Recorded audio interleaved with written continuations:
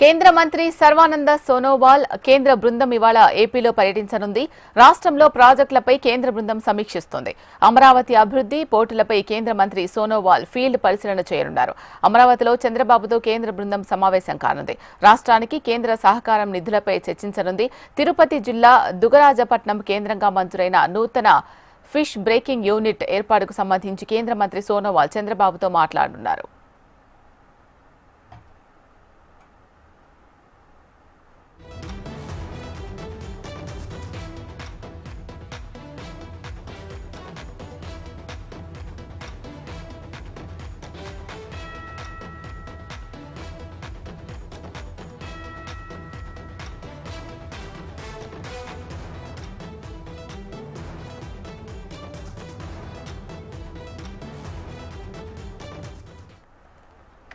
కేంద్ర మంత్రి సర్వానంద సోనోవాల్ కేంద్ర బృందం ఇవాళ ఏపీలో పర్యటించనుంది. రాష్ట్రంలో ప్రాజెక్టులపై కేంద్ర బృందం సమీక్షిస్తోంది.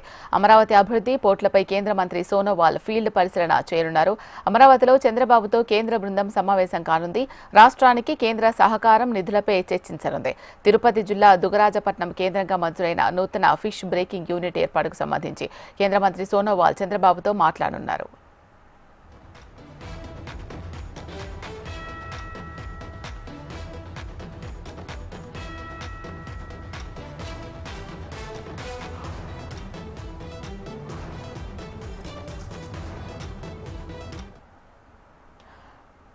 కేంద్ర మంత్రి సర్వానంద సోనోవాల్ కేంద్ర బృందం ఇవాళ ఏపీలో పర్యటించనుంది. ఈ పర్యటనకు సంబంధించి పూర్తి సమాచారం మా ఏపీ బ్యూరో చీఫ్ హరికిషన్ అందిస్తారు. హరికిషన్, చెప్పండి అప్డేట్స్.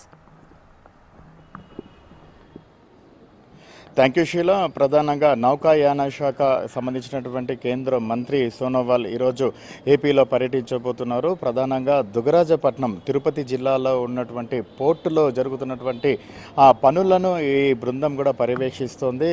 ఈరోజు దీనికి సంబంధించి పూర్తిగా ముఖ్యమంత్రితో సమావేశం కూడా కాబోతోంది. దేశంలోనే రెండవ అతిపెద్ద తీర ప్రాంతం కలిగినటువంటి రాష్ట్రంగా గుర్తింపు ఉన్నటువంటి ఆంధ్రప్రదేశ్లో నౌకాయాన పరంగా పూర్తిగా వాణిజ్యపరంగా ఎలా అభివృద్ధి చెందాలి అన్న దానిపైన కూడా రాష్ట్ర ప్రభుత్వం సమాలోచనలు చేస్తున్నటువంటి నేపథ్యంలో దానికి అనుగుణంగా కేంద్ర సహాయ సహకారాలు అందించేందుకు ముందుకు వచ్చింది. సో ఇప్పటికే కూడా వైజాగ్ అలాగే మచిలీపట్నం పోర్టులను అభివృద్ధి చేసుకుంటూను ఆధునీకరించుకుంటూనే మరొక పోర్టుకు నిర్మాణం చేస్తున్నారు. అదే రామాయపట్నం పోర్టు, దుగరాజపట్నం పోర్టుగా కూడా పిలిచేటటువంటి ఈ పోర్టును మొదటగా దుగరాజపట్నంలో ఏర్పాటు చేయదలుచుకున్నారు. కానీ అక్కడ శ్రీహరికోట అంతరిక్ష పరీక్షా కేంద్రం ఉండడంతో భద్రతా కారణాల దృష్ట్యా దాన్ని రామాయపట్నం వద్దకు షిఫ్ట్ చేశారు. అయినప్పటికీ కూడా దుగరాజపట్నం పోర్టుగా కూడా దాన్ని వ్యవహరిస్తున్నటువంటి పరిస్థితి ఉంది. ఇదే నేపథ్యంలో ఈ ప్రాంతంలో అత్యంత ఆధునిక సదుపాయాలతో పోర్టు నిర్మాణం అత్యంత శరవేగంగా సాగుతోంది.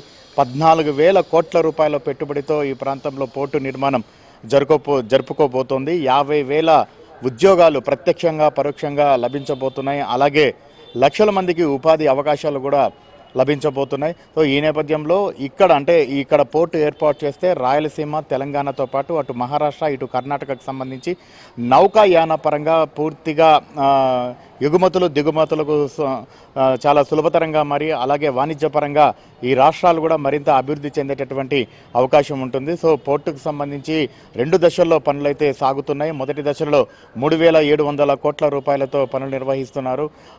ఈ 850 ఎకరాలలో కూడా ఈ పనులు శరవేగంగా సాగుతున్నాయి.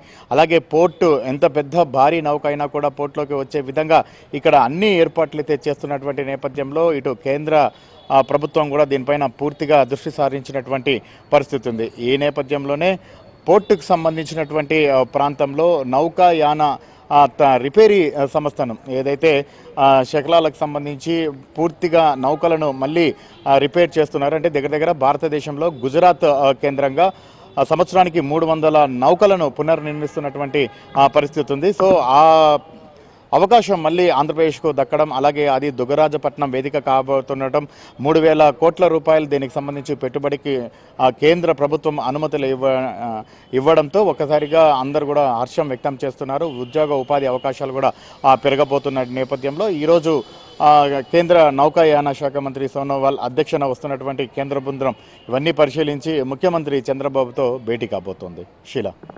Right, thank you Harikishan.